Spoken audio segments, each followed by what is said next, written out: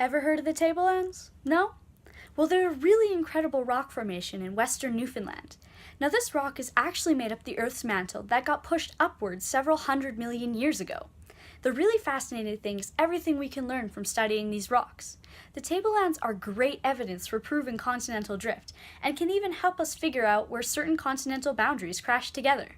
This formation might also be the key to finding alien life on Mars because of a chemical reaction called serpentinization that we can observe in the Tablelands. Cool, right? I'm Kira Hamill, the Science Mammal, and today we're talking about the Tablelands. Science rules.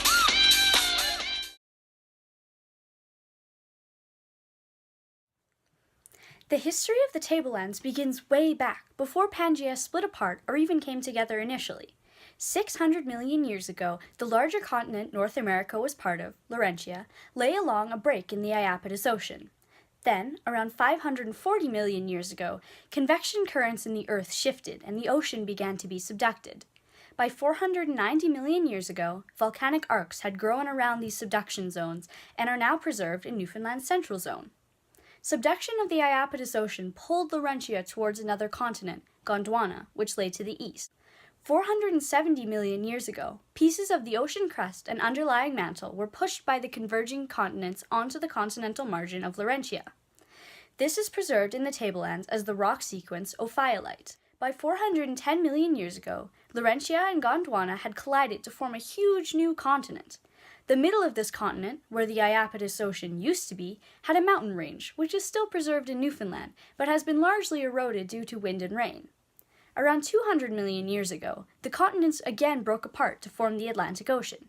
However, this break occurred just east of where the old Iapetus Ocean used to lie, leaving parts of Gondwana still attached to Laurentia as part of Newfoundland's eastern zone. This whole timeline of continental movement can be found out from studying the rocks in Newfoundland. So even though there were no modern humans alive to relay what happened, these rocks do a great job of telling us Earth's history.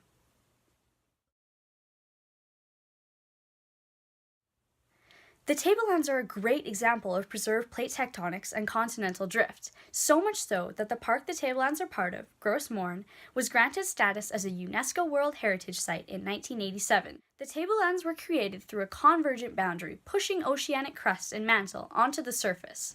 Because of how accessible the Tablelands are for research, it's a really important site for studying this type of boundary and its effects. The Tablelands also serve as proof for Alfred Wegener's theory of continental drift proposed in 1912. Because the Tablelands and much of Newfoundland are a piece of the continent Gondwana that attached itself to Laurentia, there is proof that our continents have been constantly moving around and running into each other. We know how Gondwana and Laurentia moved around regarding each other in part from what is preserved in Newfoundland's rocks, including the Tablelands. This knowledge about continental movement is huge to our understanding of Earth, including how convection currents in the mantle affect the surface, and what sort of movements will our current continents display in the future based off the patterns of the past.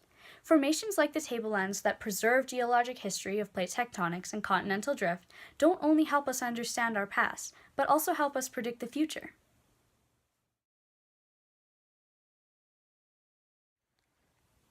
The mineral composition of the Tablelands is rather unusual for Earth's crust. The Tablelands are made up primarily of ultramafic rocks like peridotite, which gives the formation its barren, desert-like look. Ultramafic rocks are igneous rocks that have very low silica and potassium content, but high iron oxide content. Peridotite originally comes from the mantle, and in the Tablelands, it was forced up on the crust by a plate collision several 100 million years ago. It's high in magnesium and iron, and the amount of heavy metals are toxic for a lot of plants. While the Tablelands look orange on the surface because of the iron resting on the exterior, the peridotite that makes them up is actually a dark green color. This unique green is because of the mineral olivine that accounts for almost half of the peridotite's total mineral composition. There's a chemical reaction that happens on Earth that also happens on Mars. Serpentinization involves the reaction between water and ultramafic rock, and is suspected to be the source of hydrocarbons like methane on Mars. The reaction produces hydrogen gas, conditions needed to produce hydrocarbons without organic life, and the right conditions for producing methane through chemoautotrophs, which use inorganic energy sources to produce all sorts of organic compounds. We can use sites like the Tablelands because it has a very similar rock composition to Mars, so we can see what sorts of reactions are happening on Mars and what its ecosystems might look like. Preliminary research has found microbial life in the Tablelands, which might mean that Mars also has this microbial life. There's still ongoing studies to verify the presence and composition of these microbial communities, but this could indicate the presence of real live aliens on Mars. So next time you're in Newfoundland, don't forget to say hi to the Martians.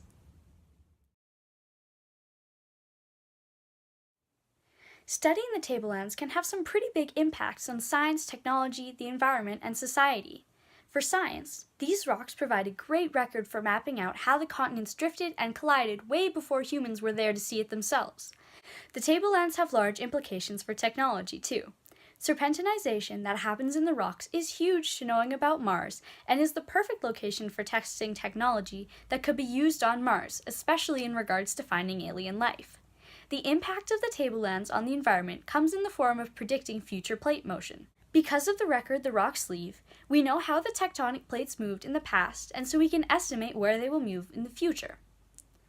These moving plates are going to change the Earth's climate, affecting the environment significantly. This will also have an impact on society, as people in certain regions relying on our current climate experience the effects that plate movement will have on industries such as agriculture and fishing. The Tablelands and what we can learn from them have some pretty significant impacts in a variety of areas.